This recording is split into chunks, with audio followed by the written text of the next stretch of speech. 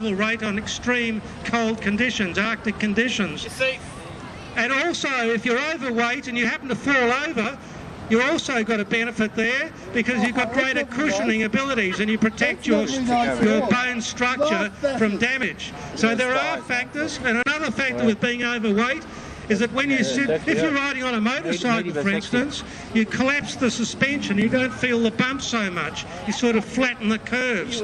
So there are a myriad of advantages, but unfortunately the disadvantages tend to outweigh the pluses for your lifespan.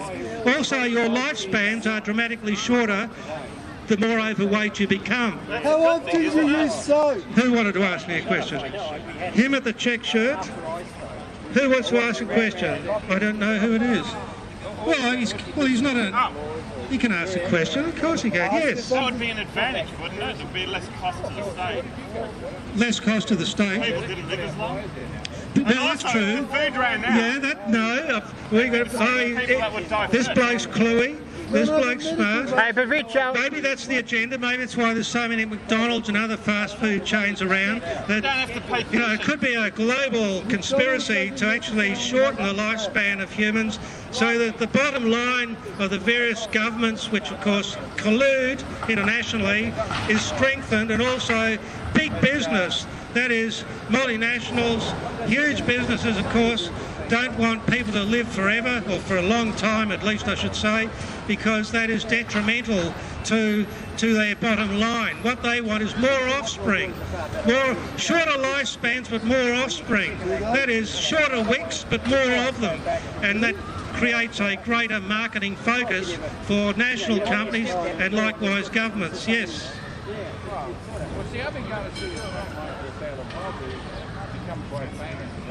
Yep. Yep. Yeah, of course. That's right. Yep. Yep. Yep. No, I'll bring that in. I'll bring that in. Answer the question. Now, the point is, humans, of course, have what's called taste buds, and I'm being very crude here, but our taste buds, unfortunately, generally speaking, are generally orientated towards those things that shorten our lifespan. That's a fact. I mean, if you're having a milkshake, for instance, you don't want light milk, you want fat milk because it tastes better, and it does.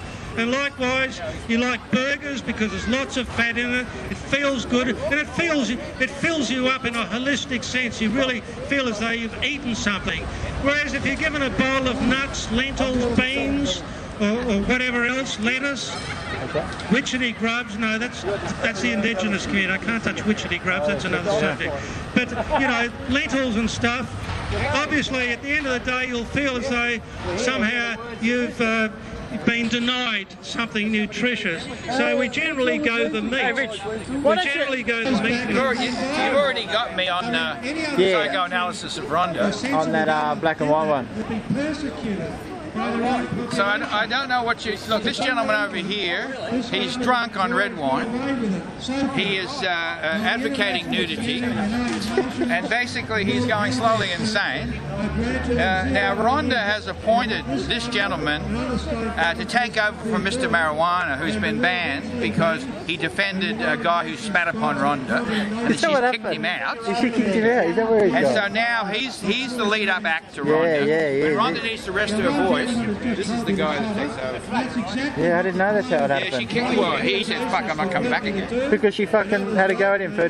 No, they had a violent fight because he accused Rhonda of instigating the attack, and so she blew up at him, you know, and assaulted him, so he doesn't come back anymore. And also was accusing him of selling marijuana around here, which is a lie. Yeah, that was... And so now this gentleman, this lost soul, is now filling in. He's not unintelligent, but he... fatty chips and fish and all that stuff, the fast food stuff, the fast food manufacturers, chains, McDonald's and all the rest of them, they're smart enough to know, that's why they're multinational companies, to know what we really want. They know what we really want. Of course, there are a whole lot of health professionals throughout our society and other societies that know better and try to pretend that somehow they are doing us good by telling us not to eat this stuff, and McDonald's actually remorphed itself a little bit and is actually selling holistic foods, that is, foods that are actually healthy for you. But of course, they don't highlight in their ads or anything like that. It's just a thing to placate the conscience of anyone who walks into a McDonald's. Oh, I could buy something healthy, but hey, what the heck? I'm a human being. I'll go the Big Mac or whatever else it is that really turns them on. Yes. Don't you think the Medicare system, like the socialised healthcare, that's got some responsibility for people not taking care of their own health? Has the Medicare system facility, the government-sponsored Medicare system, because you can do what you want to your body and the government picks up the tab. Does that have a responsibility to educate people on how to eat properly, it's not that it's exercise properly and think properly? No, of course not. No, it's not that it's got a responsibility to educate you. What I'm saying is, I'm saying the impact of the Medicare system makes people not give a shit about their health because the government will pick up the tab. So it generates people to be irresponsible. The federal government in particular doesn't want you to live much longer after 65 or No, that's 60. not true. They're always giving heart operations and stuff to old people. If you drop off at 60 or 65, that'd be good. That is a massive plus. That'd be good if that was the way they operate, but they don't. Plus. You always hear about old people. For the next 20 or 30 years. You always hear about old people getting new hips and stuff. Let's suppose, just for argument's sake, that the 21 million Australians here today all live to 90 years of age, when they should have only really lived to 80. And the AMA makes it sound like they're there for the people and they're just promoting their own business. Cost to the government.